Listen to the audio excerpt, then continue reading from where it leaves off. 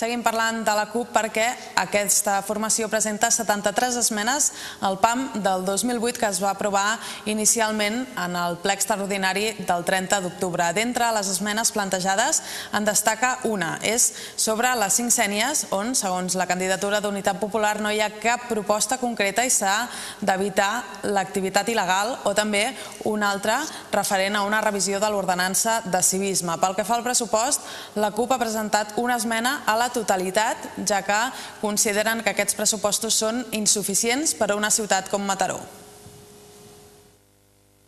Cada cop hi haurà més municipis governats des de l'esquerra independentista i que a través d'aquí es dibuixarà un altre equilibri de forces entre el que és l'estat espanyol i els interessos que tenim com a catalans. I d'aquí segur que d'aquestes, si hi han d'haver negociacions,